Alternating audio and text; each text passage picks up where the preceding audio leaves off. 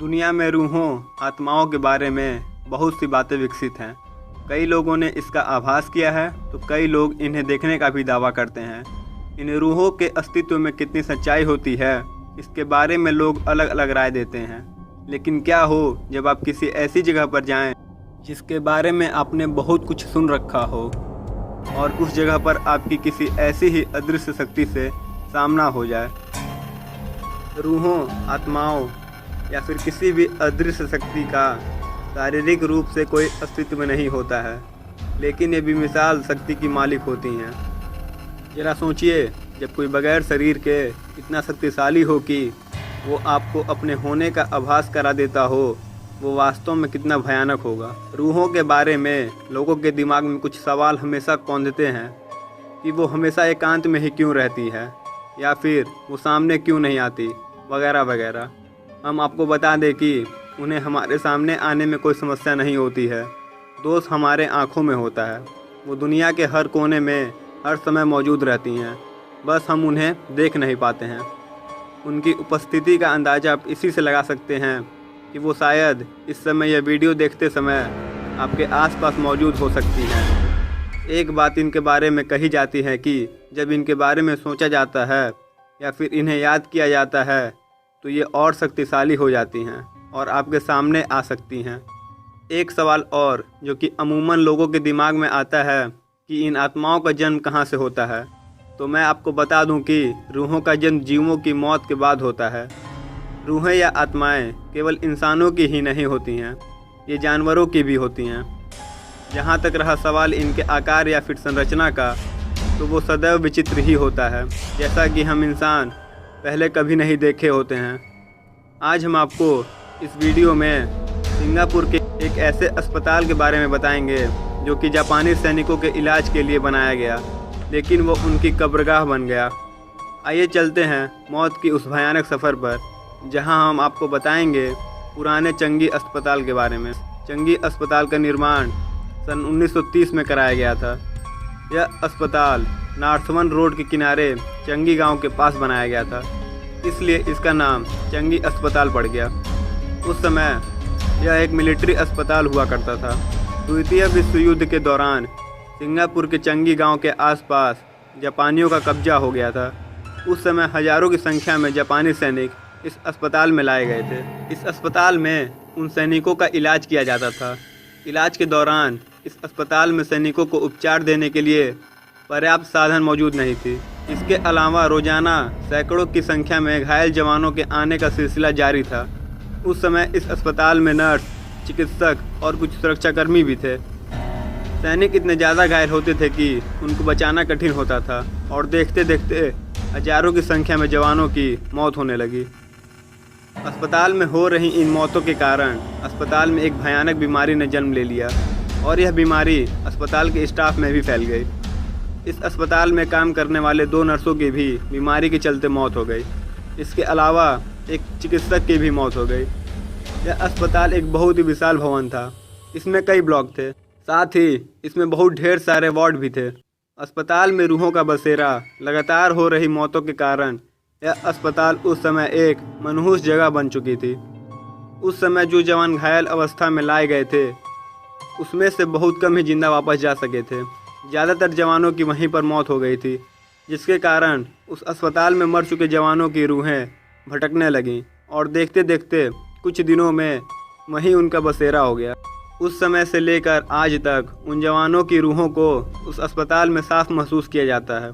जवानों के लाशों को उस समय अस्पताल के पीछे एक ब्लॉक में, जिसे मरचूरी कहा जाता था, वहां रखा जाने लगा। रोजाना सैकड़ों लाशें लाई जाने लगीं और मौत का तांडव शुरू हो चुका था। अस्पताल के दूसरे माले पर कई बार रात में लोगों ने एक वृद्ध व्यक्ति का साया देखा। इसके बारे में अस्पताल प्रबंधन को भी बताया गया, लेकिन इस मामले पर किसी ने भी ध्यान नहीं दिया। एक बार एक व्यक्ति दूसरे माले से अचानक गिर गया और वो बुरी तरह से जख्मी हो गया। जब अस्पताल में उसका इलाज किया जा रहा था, उस वक्त उसने बताया कि उसे ऐसा महसूस हुआ कि किसी ने उसे बलपूर्वक धक्का दे दिया हो और कुछ दिनों बाद उस व्यक्ति की मौत हो गई। उसके बाद से दूसरे माले पर लोग अकेले जाने में डरने लगे। कई लोगों ने दावा किया कि उस माले पर किसी के ठहाके लगाकर हंसने की भी आवाज़ें आती हैं। अस्पताल में एक नर्स का साया भी बहुचर्चित है। एक बार एक जवान का इलाज करते समय एक नर्स से कुछ गलती हो गई। उस समय जवान गुस्से में उसे बुरी तरह मारने पीटने लगा। उस समय वो नर्स पेट से गर्भवती थी और उस समय उस जवान ने पैर से उसके पेट पर भी वार कर दिया। पेट पर वार करते ही वो नर्स ज़मीन पर तड़पने लगी और मौके पर ही उसकी मौत हो गई।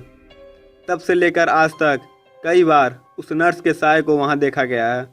उस नर्स का साया आज भी कभी ज़मीन पर रेंगती है और ख़ुद को बचाने की गुहार लगाती है, तो कभी अपने हाथ में खंजर लिए घूमती है।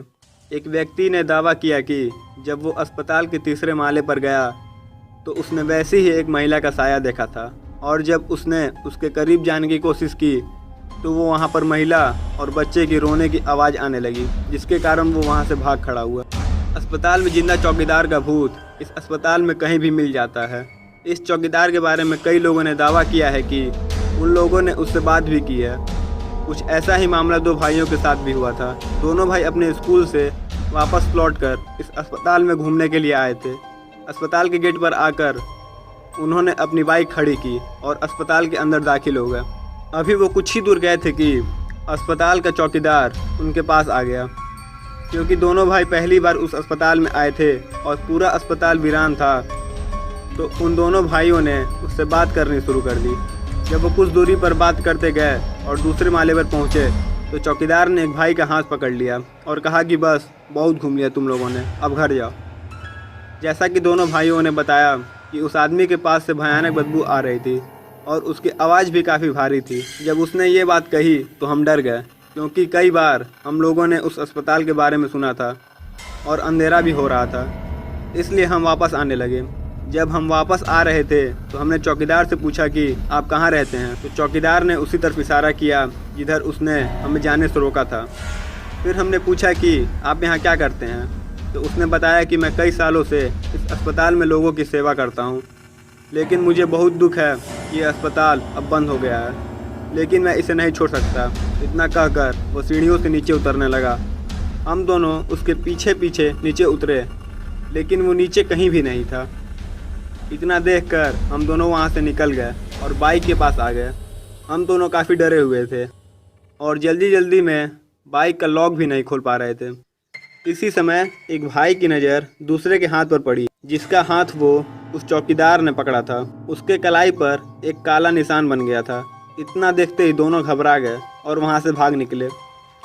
इस अस्पताल में चारों तरफ रूहों का कब्जा है। कभी भी आप इन रूहों को महसूस कर सकते हैं, लेकिन इस अस्पताल में अकेले घूमने नहीं दिया जाता है, क्योंकि ऐसा माना जाता है कि कई बार रूहों का एहसास मात्र से कई लोगों के साथ हादसे हो गए हैं, विशेषकर दूसरे माले पर। वहाँ से अब 3 लोगों की अपने आप ही गिरने से मौत हो गई है। यदि आपको इन्हें महसूस करना है तो कभी भी अकेले ना जाएं। तो आज की वीडियो में बस इतना ही। अगर आपको यह वीडियो पसंद आया हो तो इसे लाइक करें, अपने दोस्तों के साथ शेयर करें, और अगर आप हमारे चैनल पर नए हैं तो हमारे चैनल को भी सब्सक्राइब करें। मिलते हैं आपसे अगली वीडियो में, तब तक के लिए हैव अ नाइस डे।